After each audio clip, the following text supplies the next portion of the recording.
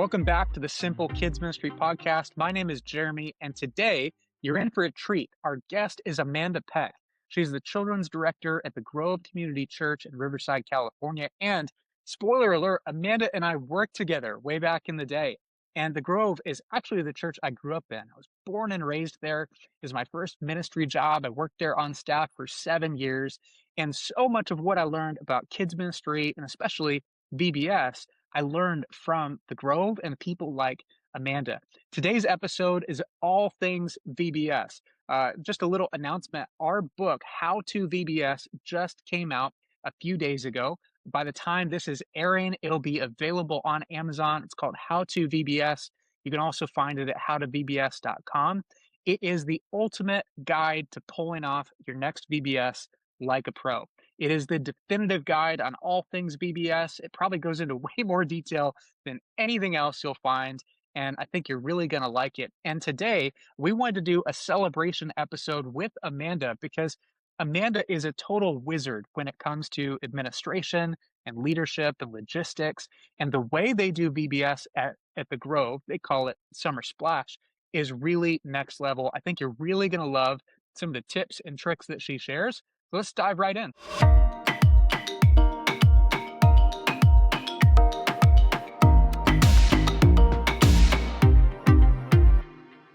Amanda, welcome to the podcast. Oh, thank you for having me, Jeremy. It's so good to see you. Okay, this one is a treat for me. For those who don't know, Amanda and I worked together probably a decade ago at this point, Yeah, I think, since it I might have been left and took longer my than a first kids decade. pastor job. It might. I'm starting to feel my age a little bit. Hey, But back in the day, Amanda and I worked together, and the reason I wanted to bring her on is because her superpower is organization and administration and details and logistics. And when it comes to VBS, I don't think there's anybody who thinks about it quite like Amanda. So we're in for a treat. This is going to be super fun. Before I just hype you up like crazy, Amanda, do you want okay. to introduce yourself a little bit and tell people where Yeah, you serve and what you're up to these days? absolutely. Yeah, my name is Amanda Peck, and I have the privilege and honor of serving at the Grove Community Church in Riverside, California. And I have been in my specific role as children's director for about a little over 10 years now. But I've almost Wow. been at the Grove for 20 years. I celebrate my 20-year anniversary in May. So I'm excited about just being in. It's so honoring to be in the same place for so long. But other than before that, I've probably been in ministry about 25 years, specifically in kids ministry. And it is such a joy and an honor to just partner alongside parents. But besides being in ministry, I'm also a mom of three girls. I have a 16-year-old, a 13-year-old, and then also a 7-year-old at home. And I've also been married to my husband, Bobby, for 20 years too. So it is quite a party always in Riverside, California. Yep, 100%. A very, very warm party Yes, in the middle of the California heat, but for sure. absolutely. Okay, so I, this episode, we're talking all things VBS. And just to give you your flowers for a moment, the Grove does a VBS on a level that very few churches, I think, do. And the Grove, for people who don't know, that's where I grew up. I mean, this is the Mhm. church that I was born and raised in. It was my first ministry job, worked on Oh, staff for 7 years, 5 of those in the kids ministry with Amanda. mhm. And I don't think I realized at the time just how lucky I was to get a front row seat to all of that.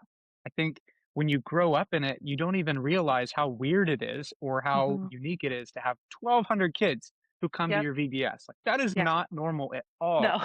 And yet, I feel like so much of what I know now and do now Mm. and things like that as it relates to VBS really started with what I just got to witness firsthand, a model that was kind of already established, things I got to Mhm. learn from. And I know you were a huge part of all that. Maybe as we kind of get started on this topic, give us a little bit of an overview of what Yeah. a regular day looks like of VBS from start to finish. Yeah, absolutely. So yeah, so we run like Jeremy was saying, about 1,200 to 1,300 kids, and we have 600 volunteers Wow. that volunteer for Summer Splash. And our age range is about it's kindergarten through going into sixth grade. So we have a wide age range. And so basically, kids come in. We run a morning vacation Bible school, and so kids come in. They go to their classroom or even large group check in for our elementary kids, which is our big worship center.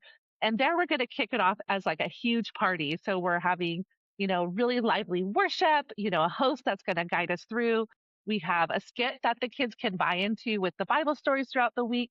And then we send them off into rotations where they're going to rotate through the craft and snack time. They're going to have a game time. And then also like that small group connect time. Because that's also, although we're large, that small group connect time is still so crucial to building Yeah. relationships with the kids. And then we'll wind it back down by coming back together for some more worship and then sending them all sugared up, hyped up for the parents where hopefully they'll take a good nap in the afternoon. I love it. That was a really Yeah. good description, I think. Okay, Thanks. I might be putting you on the spot here, but one thing that's different, I just Hmm. noticed, is that now the age range is just elementary or kinder Yeah. and up. Back in the Yeah. day, I remember we We did were 3 years preschool. old. Yeah, take me into that change. What went into shifting the age group? Yeah, absolutely. So back when I first started, we would do 3 years old, pre-K and kinder. And the reason that we started seeing that shift was a lot of our 3 year olds were having a really hard time making it throughout the whole morning without having to call like a mom or a dad, or just even the Yeah, potty training aspect was a whole different thing. So we thought, okay, let's just cut it down to, so then we shifted it to just pre-K and kinder for a while. And honestly, the shift to just kinder is a new shift within the past 2 years. Right now, we'll still offer pre K to our volunteers who are serving all 5 days, as that's kind of like a perk. So if you have a pre K student, you can enroll. But we were finding our ratios were more limited with the littler kids, where we were finding we could kind of just get more with the older kids and transitioning them, moving them from room to room where with the littler kids, we were really having to just be more like the transitions were harder and they were having a hard time yeah. with crying.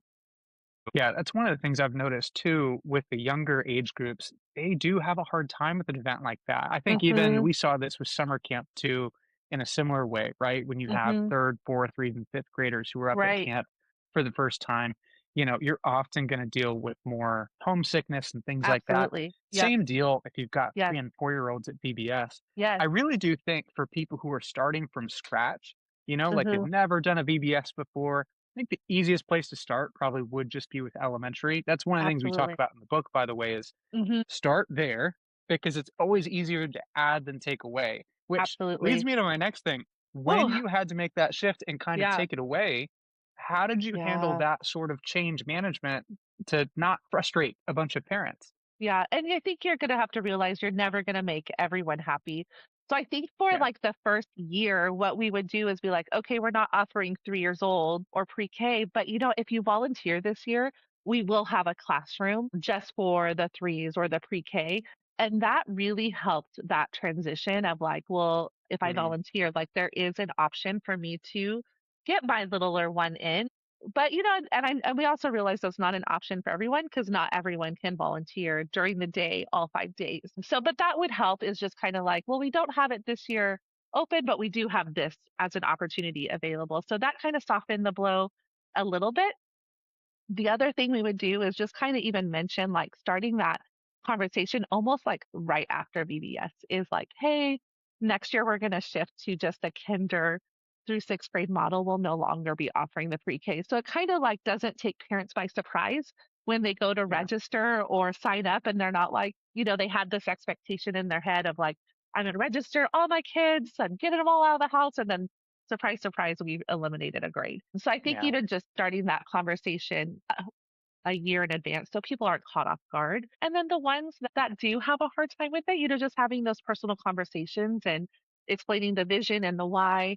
And I know for us, it's becoming a space matter, even with a church yeah, as large as the Grove. We're running out of space. So it's like, how do we get as many kids in as we can and safely have them here while everyone's having a great time? So it's just those conversations that we have to have with each other as a staff and then also with our parents as well. yeah. I think that's wise how you handle all that because Hmm. it takes time. You can't just decide 1 year, Right. when you open registration, hey, we're just not doing it anymore. Hmm. I think you guys did a good job, I think, honoring people along the way.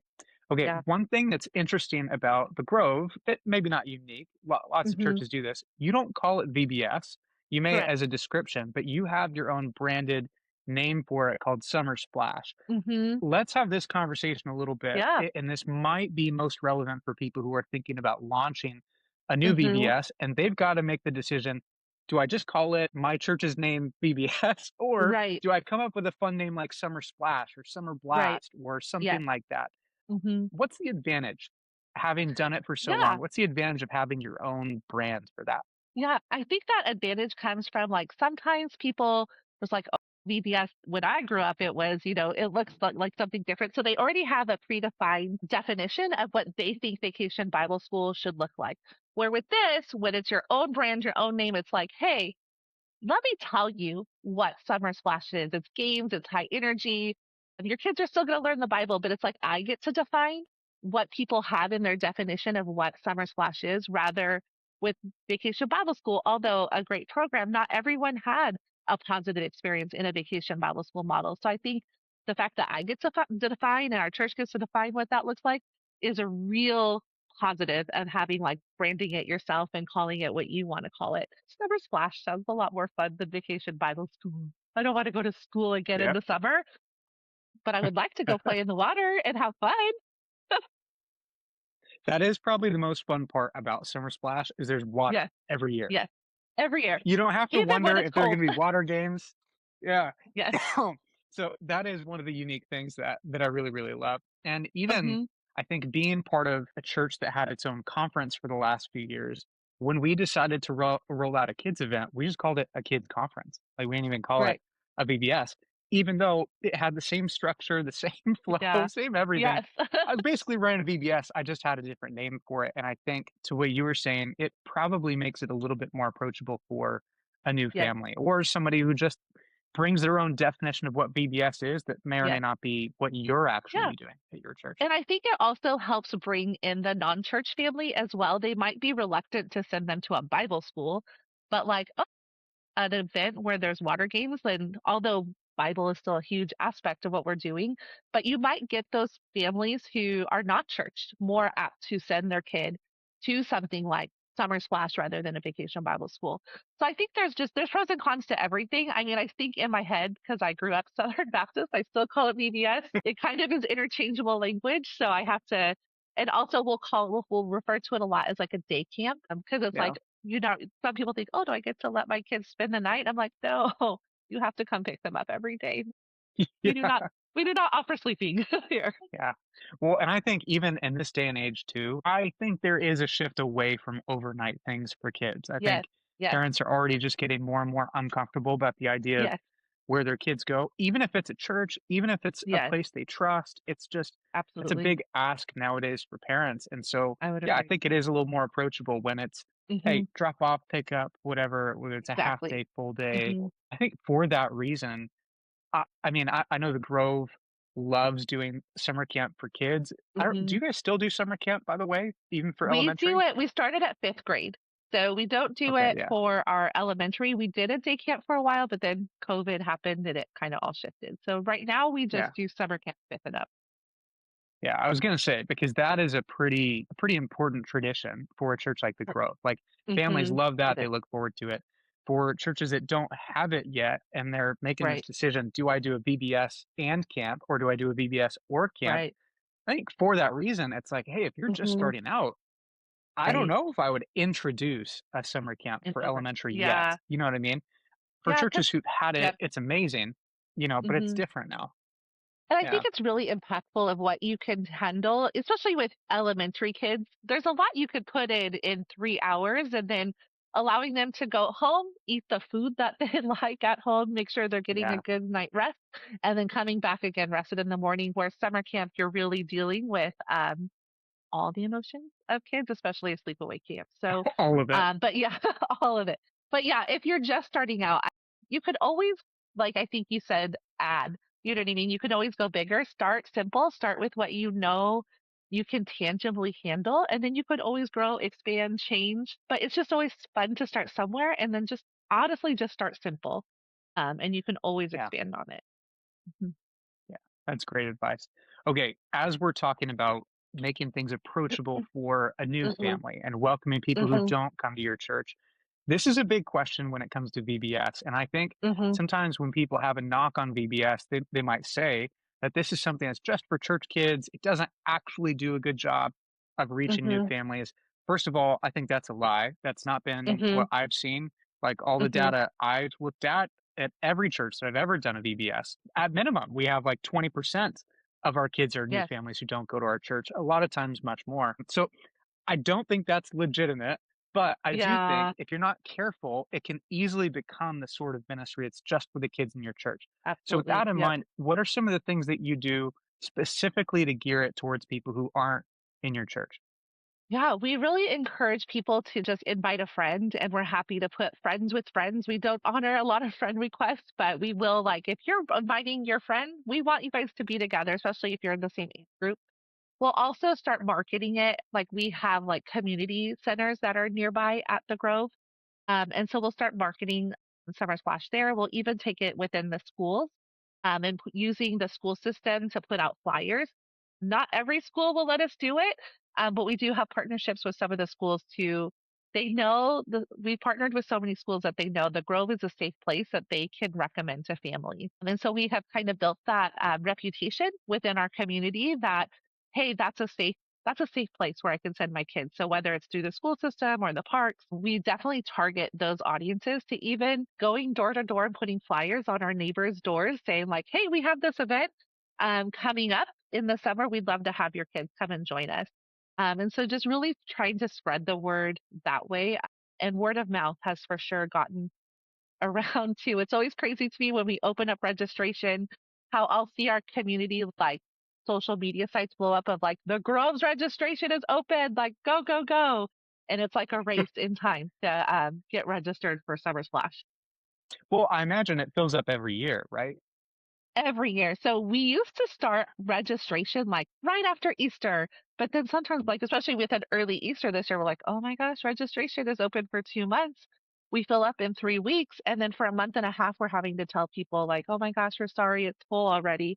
And so we Yeah. don't start opening registration till May after Mother's Day this year, just because it's like it really does fill up within like 2 to 3 weeks.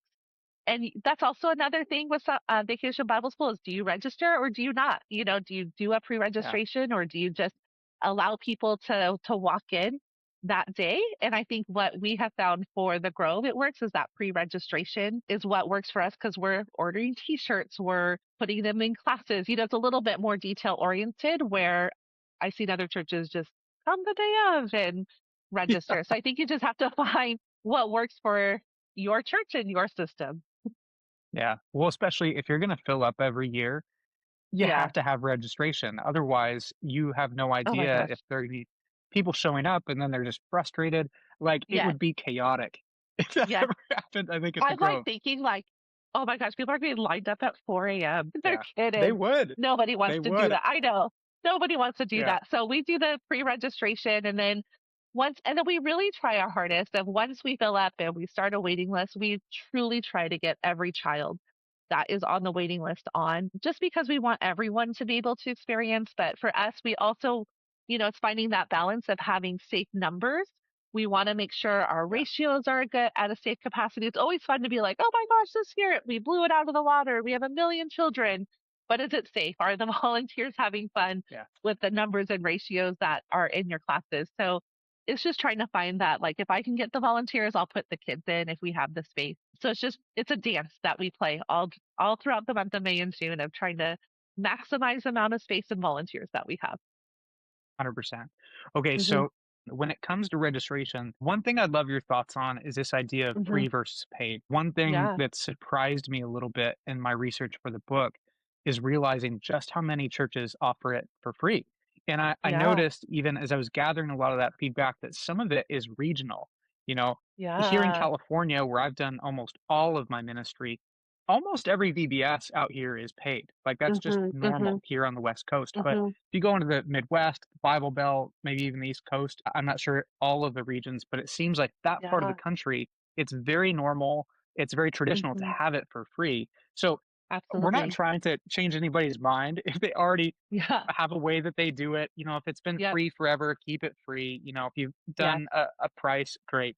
But for those of us Hmm. who maybe are starting a VBS and we're trying to make that decision, do we offer this for free Hmm. or do we charge money for it? What would you tell them? I think you have to also look at what other churches of your size are doing in your area. Reach out and kind of see like, okay, what are other churches doing? Because it's not just what your church is doing. It's the Big C church, right? And so I Yeah. think just looking out and seeing. And then I also have to think like you have to think of like the staff that you have, the resources you have. Like, do you have time if your craft require toilet paper rolls? Like, do you have time to collect them and clean them and get them ready? Or do you just need to have space where you can go and purchase them?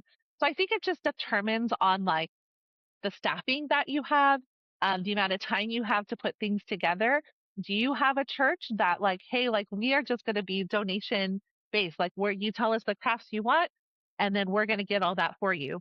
In a large scale matter, I have to have every craft look the same in order to have just so it just makes sense with our leadership and with our teams that are putting it out for us. So it makes sense for us to not go the donation route. So I think it just depends on your church, on like just what even like your leadership board. I think that's also a conversation you have with your leadership team at your church of what they recommend, what have they done in the past.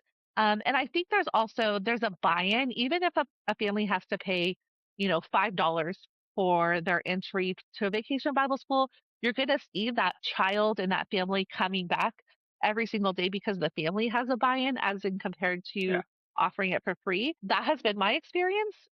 If there's some buy-in. However, on the flip side, we will never let money be a reason that a child cannot come to Summer Splash. If a family needs a scholarship, we will most likely always scholarship at least half, if not more than half of the amount, just because we want every child to be able to experience. So I get it's that catch 22. You also have to look like daycare is so expensive in Southern California, Yeah. and people will pay hundreds and hundreds of dollars a week to put their kids in daycare and or in a day camp. And so we want to be able to operate what we do really well and have really fun snacks and really fun crafts. And so we need to be able to ask a cost in order to do that. But again, it depends on your region, depends on your church leadership and their vision. And so I would say just ask questions. If you're just starting out, just start asking questions of not just your leadership, but also of the churches, what other churches do around you, and go from there. Yeah. I think that's really good feedback. Hmm. And I think one thing that's hard for kids ministry people to maybe accept is is this idea of the value that parents are actually getting. I know none of us like to think about it as childcare because it's not, Hmm. but that is the equivalent, right? When it comes Right. to the price point and that whole equation is Hmm. a parent is thinking if I were to take my kid anywhere else for 3 hours or Right. for a whole day, what would I be paying? And so again, Hmm. even though we don't want to think about it that way, that is the thing that a parents find that they're comparing a price to, and so if we Right. feel like $50 is so much, it's like, "Oh my gosh, who's gonna pay $50?" Well, that Right. family might be paying 2 or $300 for Right. childcare on a regular day, so to Absolutely. them, like, that's actually a steal. I think for those Exactly. people who feel a little bit uncomfortable about a certain price point, try Hmm. to just look at what else is out there and remember you're not crazy, you're not charging Yep. too much. I will always be an advocate to keep it as low as you can for obvious reasons. Hmm. You're not Hmm. trying to make money, that's never the goal. No. If your price by the way, if your price point is set up so that you can make revenue, you're doing it Yeah. wrong. At minimum, ab- it's to break even. I think It is. sometimes just Yep. recover some of the cost, if Hmm. anything, just to have some skin in the game like you talked about. But it is Hmm. okay to charge money. That's not evil. Yep. Yep. No, it's totally not. And it's okay to not charge money. Again, it's like there's Yeah, pros and cons to both sides. And I don't think one argument is more right than the other. You just have to kind of do what works 100%. for your region, your church. Um, yeah, but it's always a party, no matter what. It'll still be fun. Yeah. Okay, so this is gonna be a broad question, and I'm curious where you'll Okay. take it. It's been Okay. probably, I don't know, we I don't even know what the math is. Probably like 10 years maybe since I've seen Okay. what Summer Splash is really like and what you're up to and what that Yeah. how it might have shifted over time. What's different now? How have you shifted and Mm. evolved? I know we talked about age ranges, but when you Yeah. even just think about the experience or how you operate or how you plan, Hmm. what is the big Hmm. difference now as opposed to maybe 10 years Yeah. ago? Yeah. I would say the biggest difference is less is more. Less is so much more. Mm, Keeping the storyline or whatever you use as simple, close to the gospel as you can, because it really like has Summer Splash is always like, or Vacation Bible School, like hype and crazy, and it's just always fun. But I think just that less is more, keeping it simple because I really don't want just the kids to have their best week of the whole year. I want my volunteers to really have their best week too. And so, how do I make it fun and Mm, enjoyable for them? So, even just some things that we've been trying to be really intentional about how we translate like what's happening on stage in the skit and the Bible story to now, how is it cohesive to what's happening in small group time? Because I remember 15 years ago, it was like, oh my gosh, this is two separate things. They don't even fit together, or that's a stretch. And yeah, so sure. it's like trying to be really intentional on how does the Bible story for the day connect to what's happening in small group, to what's happening in the craft room, to what's happening out on the game field. Is it intentional where it all ties in together, where we're coming back to that same bottom line every single day? And so at the end of the day, the kids can go home and be like, I learned this today. Even just simplifying it to like, we don't need to do like a memory verse every single day, to like, let's just focus on one verse for the whole week that we could all say really well. And that's going to stick more, I think, in trying to squeeze so much in and trying to keep them busy, all the little hours where it's like less is more. Allow time for relationships to build, to have space to breathe, where it's not just like just so I mean it's jam packed, but just allowing more simplicity, more room for relationships, and more room for even just the volunteers to breathe and connect with their kids. And so I think that is something that I've seen a huge shift in it from 10 years ago, being really intentional even with that storyline too, and just trying to bring it as close Mm, to the gospel as I can, so that every child, whether they're churched or unchurched, they're going to come away knowing how much Jesus loves them that week. And yeah. that hopefully they have an adult who has poured into them and is going to build that relationship with them from here forever.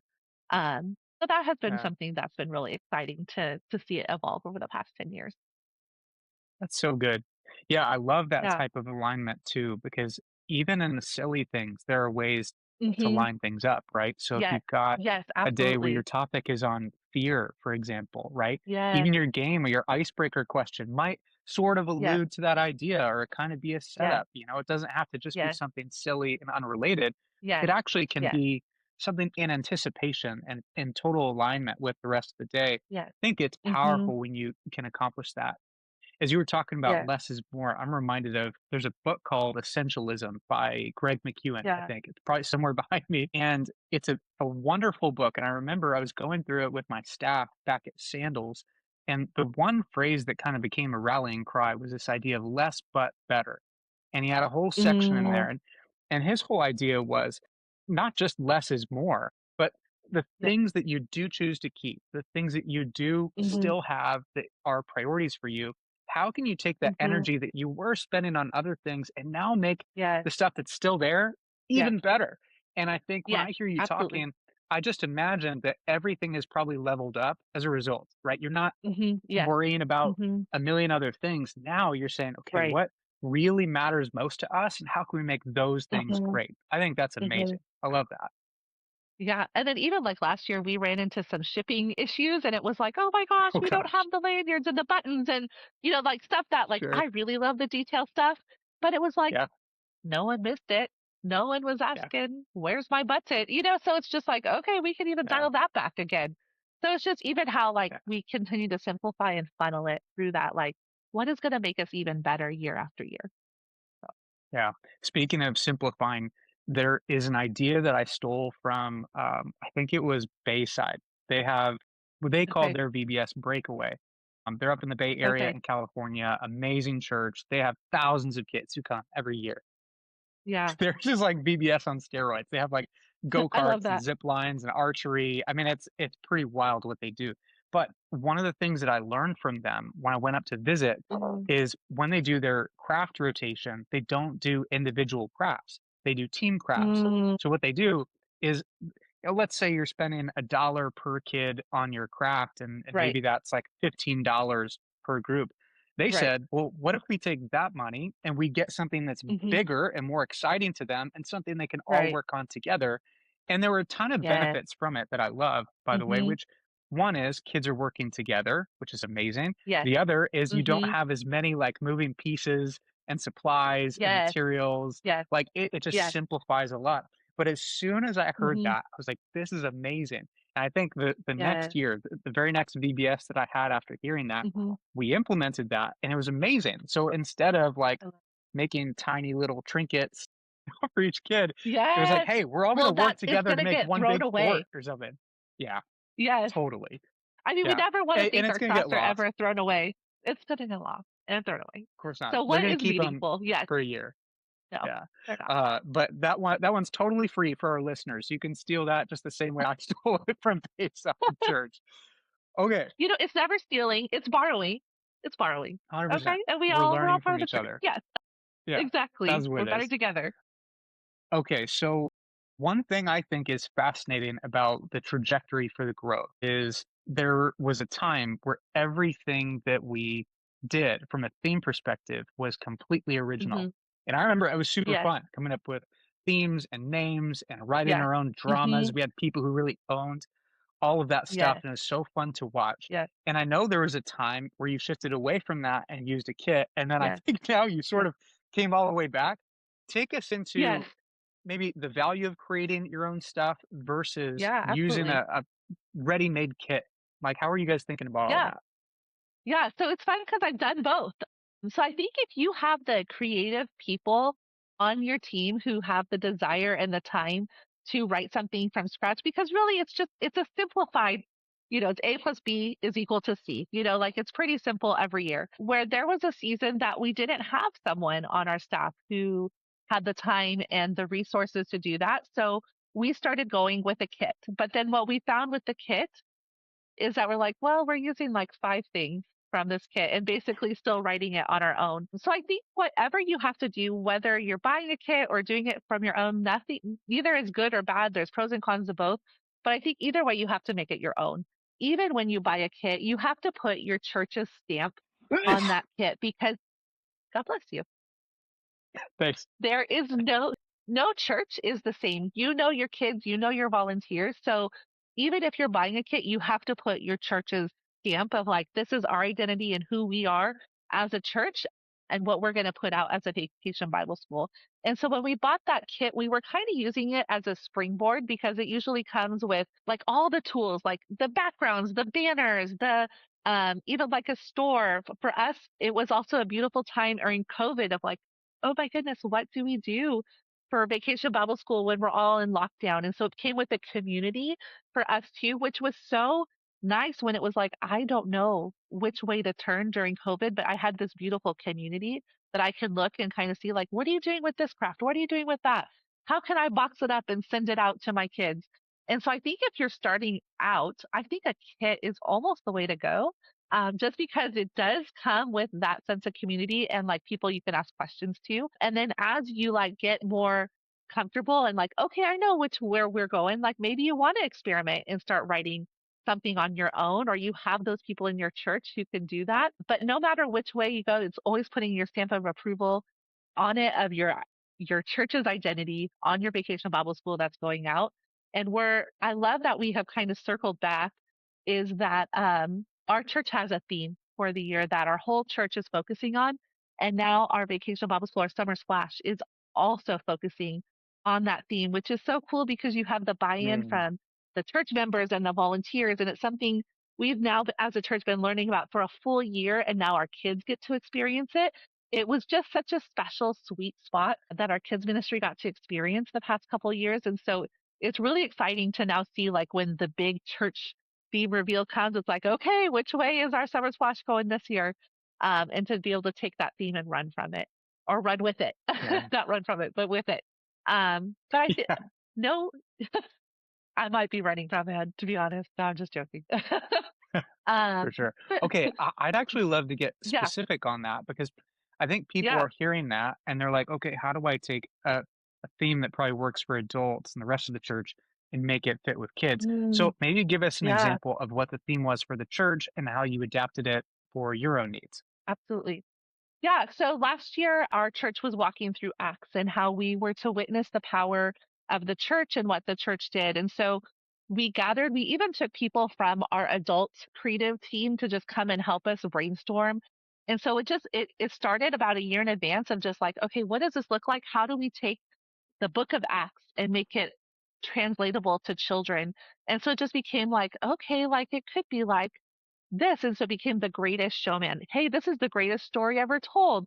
Kind of, you just kind of run with it. It became like this fun circus theme where we walked with Paul through his different journey, and saw different, witness how he was able to witness God's power. And so then translating it is how do kids learn how to witness the power of God in their own lives, in their schools, in their neighborhoods?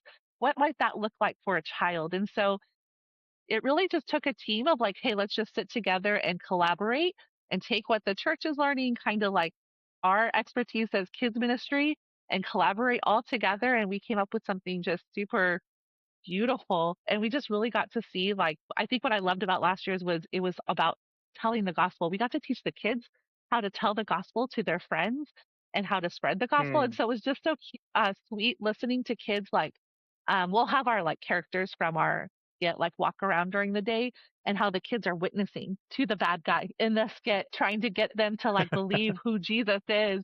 And so I think that was just such a sweet spot that we got to really witness the Lord just doing amazing things through what our church had learned. And then even, I think it was the weekend before our vacation Bible school, it was like where we culminated at the end of our vacation Bible school week. And so it was just cool. Like all the volunteers were like, I remember this story. I'm confident in telling the story because I just heard it at church this past weekend.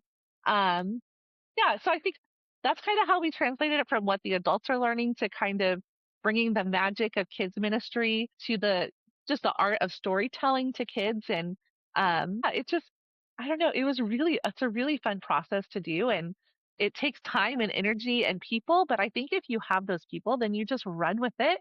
And even last year it was like, okay, we learned next year we have to have less people in the skit. We can't have 20, maybe we need more like 10. So it's just you learn as you go, and every year you're going to make it better and better. You're never going to hit it Yeah. 100%, even though you could try. Um, and the effort is there, but it's okay. Whatever you don't do this year, and you're like, oh, next year we're going to make it even better by doing this. And so I think you learn as you go. Yeah. Thanks for taking us into that because I think that Yeah. probably makes it way more applicable and practical. People can kind of see how you did that. Hmm.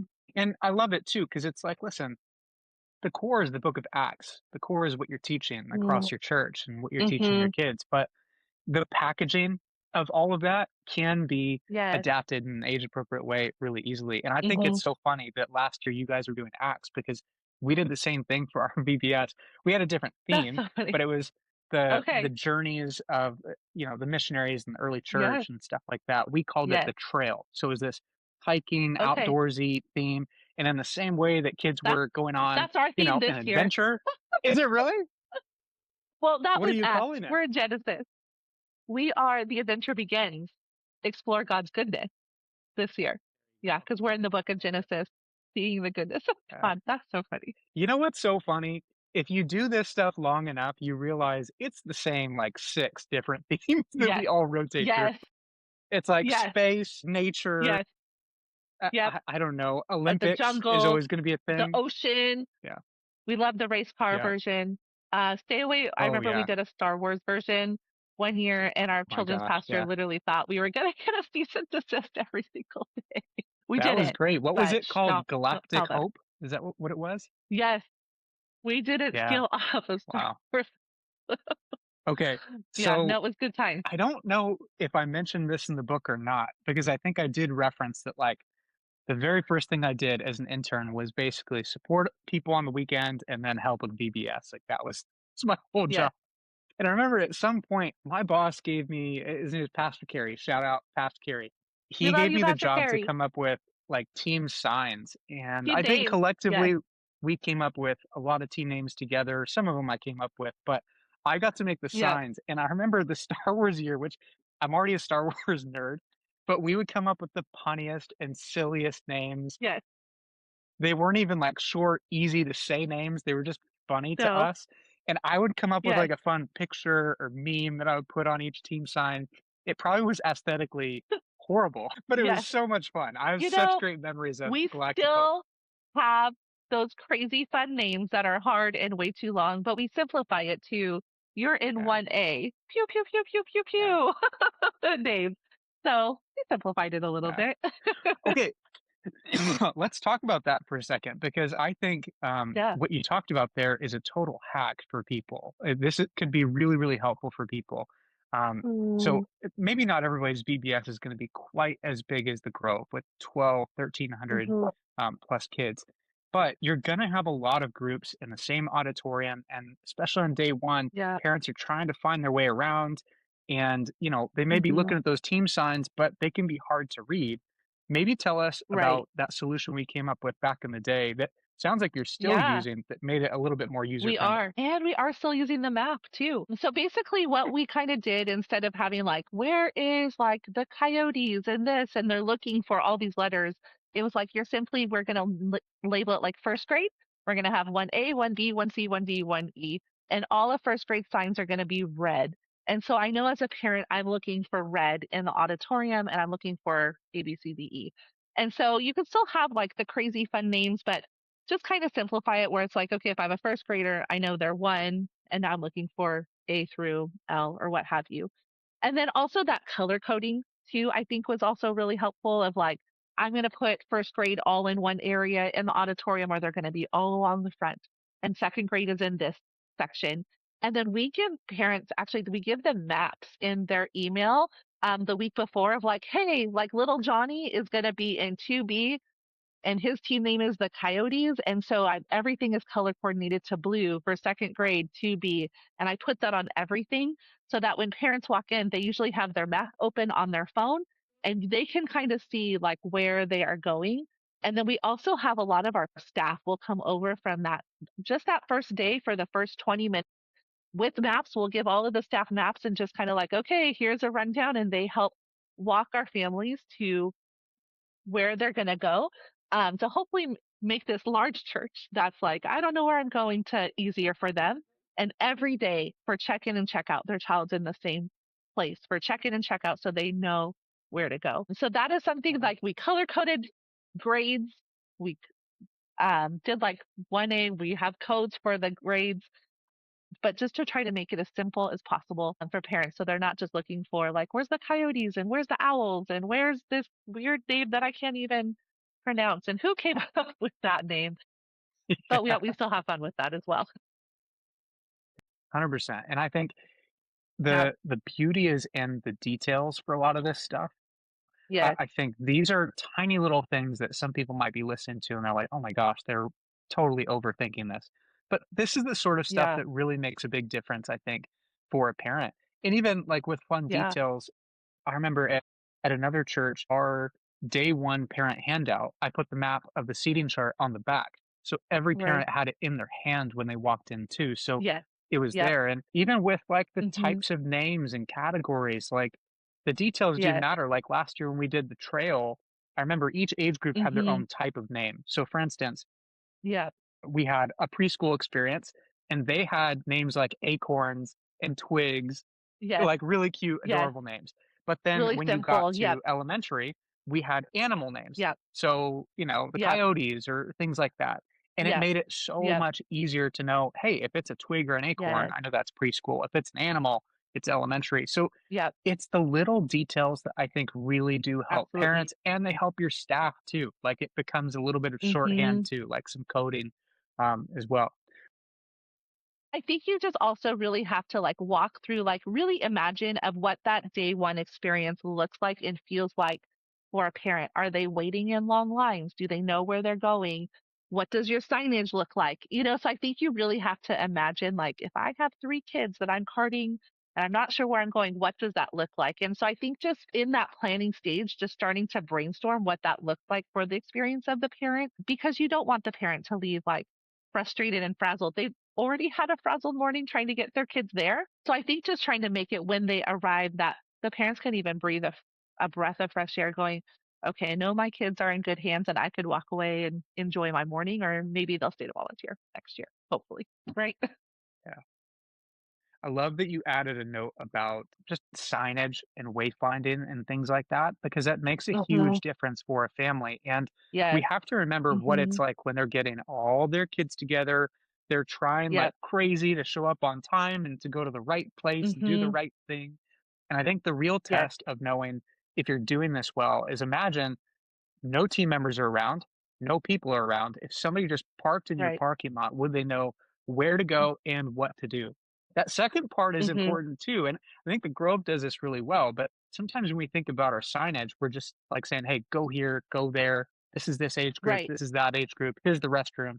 But also, like when people are registering or checking in, even having some signage that says, here's how to Yes, check in, punch in the last four exactly. digits of your phone number. Y It seems yeah. obvious, but the more you can plaster that Yep. everywhere, the better it is for parents. It's a great way to And honor I them think and even make things easy. yeah. And I was gonna say, even like stealing from Chick-fil-A, how they have the people in the line that take your order, having the people like in your lobby from like your staff or your volunteer team, like, hey, like, do you know what you're waiting in line for? Can I answer a question? Save you time. And that really helps too. Just having people just there to like check in, especially on day one. If you like, hey, you have a volunteer. I could only help you on day one. Great. I'm going to have you come and help me with check in, and I'm going to have you float somewhere because you just need all that communication to help everyone get to where they need to go for that start at that 9 o'clock hour. So I think lots of signage, lots of communication, and lots of people ready to just have hands on deck, ready to show people where to go. Because I think that's where that magic happens is being able to show them and not just be like, hey, I'm going to point you over there, but let me walk you to where you're going to go Yeah. to your next destination. So I think that is where a lot of the magic happens too. I remember, I think I developed this training bit while I was at the Grove, and Yeah. I would teach people on our team not to point and say, oh, just go Yes. that way, go over this, go down the hall. A way that you Yeah. actually honor people is you go with them, you walk with them, you connect with Absolutely. them along the way. It's actually a really bad look when you just point over there and say good luck. Exactly. Good That luck. is not great Yes. hospitality. Yes. Yeah, So I think that translates not just on like a vacation Bible school, but also like that first guest time experience at your church as well is let me walk you, let me show you where that is because not only are you going to help them feel more at ease, but you're going to build a relationship along the way of like, how did you get here? How did you come to come? And then you see the people returning back because it's like, oh, wow, I had a really great experience doing that. So I think I might try it again because people are going to decide, that's a conversation for another podcast, I guess, of how fast they decide if they're going to come back to your church or not. But I want to say what it's like 10 seconds in walking through the doors, I think is what I have read. Um, yeah. but yeah, that's my own stat, I'm sure. No, I've heard all kinds of numbers, but I think the thing we all agree on is it's way shorter than you think. Like people Absolutely. just pick up on things instinctively, Hmm. and there's just like a subconscious reaction. Do I feel safe here? Do I feel like Hmm. I belong? Do I trust these people? Does it Yes. feel comfortable? Those Yes. are things that are just intuitive. They're like survival instincts that Yes. just happen way faster than we think. Hmm. So, yeah, I think that's great. And it's something that I feel like the Grove does really, really well when it Hmm. comes to hospitality and just being first Hmm. time friendly. I think that's, I don't know if that's a value that's on a wall anywhere, but it's one of those Yes. values that's just kind of embedded in Uh-huh. things Yep. that's really, really cool. Okay, so we talked about the decision of people coming back. And with Hmm. VBS, that's the big key, right? We don't just Yeah. want them to come to VBS. We actually want them to come back to our church. We actually Yes. want them to hear the gospel. We want them to Yes. start a relationship with Jesus, find their community, all of these things. What do you do after VBS to make sure that, Yeah. a lot of people think day 5, day 4, whatever's your last day, it's all over, Hmm. hard work is done, Right. now we can celebrate, but there's still more to do. What are the things that Yeah. you're thinking through to actually get people connected afterwards? Yeah. And so I think for me, like from the beginning, from my registration, I'm finding out like, are you already an attender here? Do you attend another church? Have you not have a church? So I'm going to target those people who don't attend another church. And I'm going to actually follow up with them by sending them a postcard or a letter saying, hey, we loved having you for Vacation Bible School. Here's our service times. We value families. And I'm going to put that vision out to them of like, hey, I want you to come out. We also have what we call bridge events during the summer. Actually, we have them throughout the year. We have like a pumpkin patch in October. In the summer, we might have like a water day. And so we connect those to like our Saturday night service. So it's like, hey, like we do have this next fun event coming up, in just a month. We'd love to have you come back. And so I think people start seeing like, wow, this church really values families. They value my children. Look at all these things they're doing. And they're more apt to come back and try us again. So One, bridge events are amazing. Like having some sort of like follow up, whether it Yeah. be the weekend after or like in a month time, like we're going to have another event and you advertise it during Vacation Bible School, or even also then doing like a follow up and targeting those people that don't have a church. And so doing like a handwritten postcard, I'll have my volunteers handwrite postcards and we'll mail those out to the students, just inviting them, like, we'd love to have you back and come bring this postcard and you'll get a little prize type thing. And so Mhm. I think that helps people come back. But also, like in the follow up Vacation Bible School, I'm really big of thanking our volunteers. Our volunteers are where the magic happens. They're the ones Yeah. putting the legwork on the ground. So I'm sending thank you cards. We're sending out surveys. We're like, what can we do better next year? Because although we feel that we have it mastered, there's always ways we can tweak and refine what we do to make it even better the following year. So those are just a few things we do post follow up, plus all the cleanup. I feel that is never ending. Yeah, I Yeah. love that postcards are part of the plan. I Yes. think if you have a handwritten postcard, that is one of the most valuable tools that we have. And Mm-hmm. for VBS, but also, if somebody just comes for the first time to your church, you Yeah. know, it's so much better than an email or just Yes. something generic that's Yep. pre-printed from the church. Yeah. Somebody took the time to write something to you, or in this Mhm. case, a lot of times we're writing it to those kids. Those kids are Absolutely. getting mail. Now they're super excited because they We love never mail. get mail. We So love it's mail. so fun for them. Yes. And one year we shifted a little bit, and instead of having staff write it, we actually had the small group leaders write it. Yes. So they wrote letters to their own kids, which it sounds like Yeah. you do as well. Yeah. And that was such an upgrade for us because it was Mhm. more relational. It was like, hey, I'm so excited that my leader took time to write me a Yes. card. Like that's so meaningful to Mhm. me.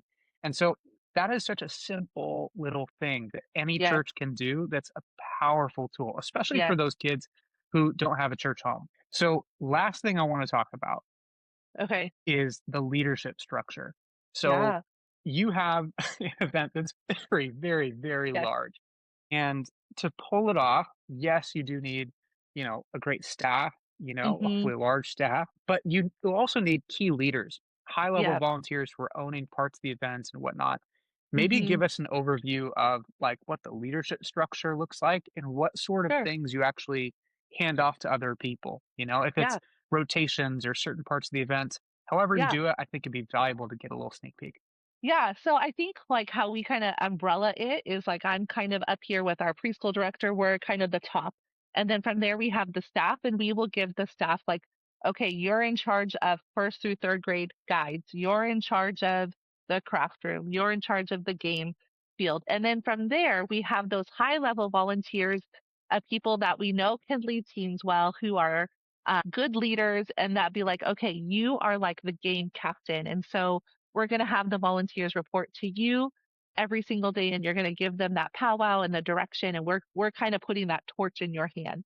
And so we'll have like a game captain, we'll have a snack captain, and then we'll have like a craft captain, where it's like we're empowering them as volunteers to kind of lead at a higher capacity. And then you have the volunteers just under, um, like whether they be a rotation guide or they're just helping in the craft room or snack room, or even my daughter who likes to be the DJ in the craft room. That's her thing, but it's finding those people who can lead people well, who can communicate well. And also, it's like if you have an issue in the craft room, you're going to go talk to this craft captain. So not everyone is coming to me with their problem.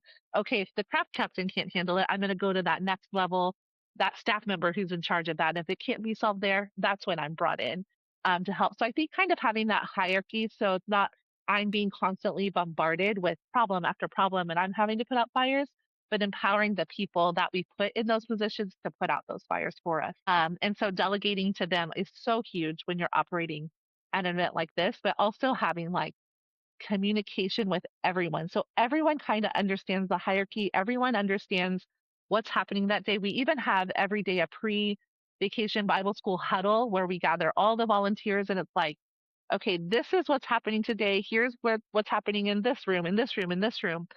Here's like our like point, what we're going to keep our focus on for the day. Here's how we're going to pray.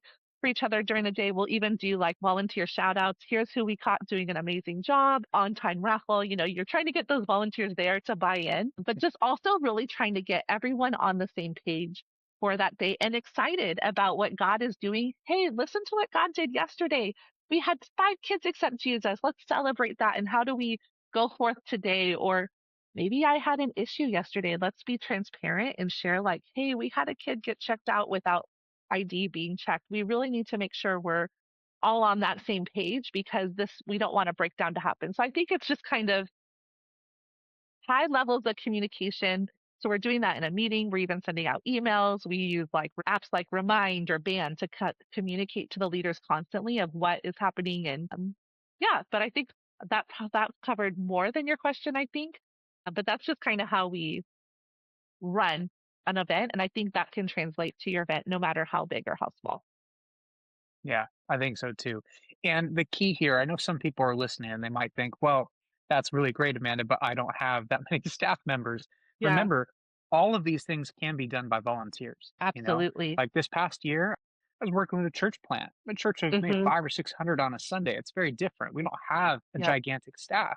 So what we Right. did is we had key volunteers who would Yes. own the craft rotation or Yes. the game Yes. rotation, which by the way, I usually just put the youth pastor in charge of the game rotation. Yes. Just to give them something to do. Bring all those teenagers over and they can run that But they thing. also have to You just got to remind the make youth pastor it's not youth games. You can't spray the children in the face. yes, they're they're it's still my true. babies. Yes.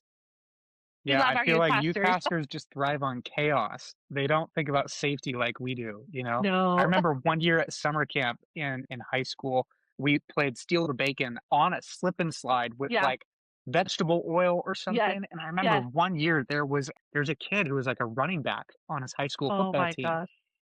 And a student, like a junior in high school, took out No. another counselor and No. tore his ACL. No. Yep. And the youth pastor was like, "Wow, that was so epic." And the rest of us are like, "No, no, that's You're not all, fun." but I like what you're saying. It doesn't have to be staff. Get those high capacity volunteers that you can give buy into and treat them and love them well. I know I'll take them like, hey, let's go out to dinner and talk about Summer Splash or, like even a gift in kind of like, hey, like here's a small token or a special t-shirt or something just to show that love and appreciation to those people because they'll want to keep coming back and doing it. But you have to be able to entrust them to do it too. Yeah, I think so too. Yeah. Love it. Okay, so any final thoughts, tips, tricks, things that you would throw out there? Like, what's your best piece of advice to leave Well, our listeners on when it comes to doing VBS well? we all know that Vacation Bible School is a lot of work. It's a lot of blood, maybe not so much blood, but like sweat and tears and a lot of Hopefully not. detail Yeah, that go into it.